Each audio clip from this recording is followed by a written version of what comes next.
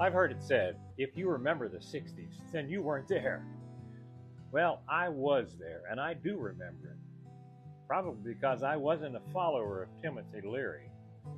But I'd like to share a conversation I had with someone who was a follower of Timothy Leary.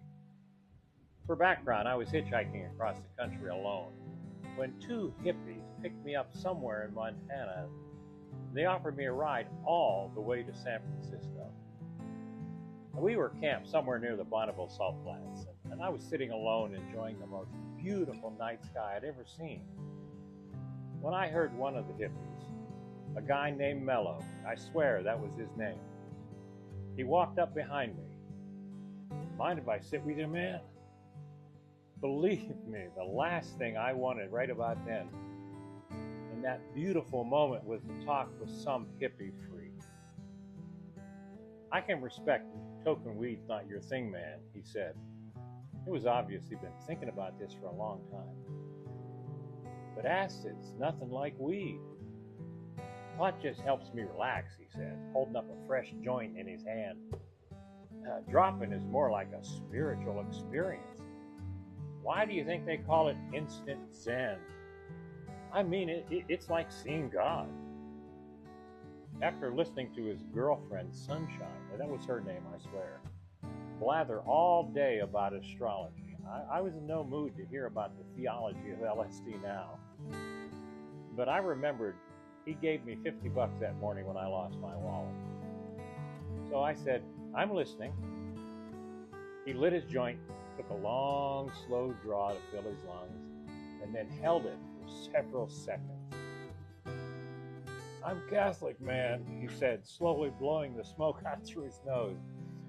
All my life I was taught to fear God, but mostly fear the nuns. By the time I graduated from college, I lost my faith.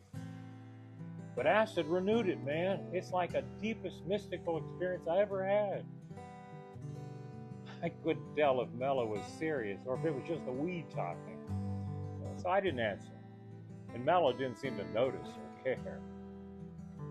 You're Protestant, aren't you, man? You know the Bible, right? You know that story about the Apostle Paul seeing a vision of God on the road to Damascus. Tell me he wasn't on something like LSD. I'm serious, man. Think about it. Here's this really uptight guy who was a religious expert. He spent all his life hassling people who didn't believe just like he did, right? Then he claims to see God and his whole life gets mellow. Now he loves everybody. And that's exactly what LSD does, man.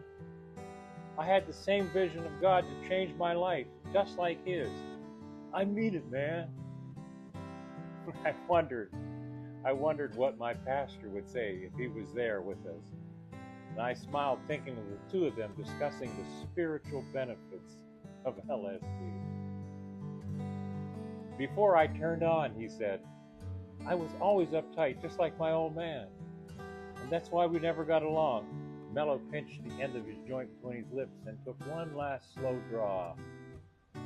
But now I've got real peace inside, real peace.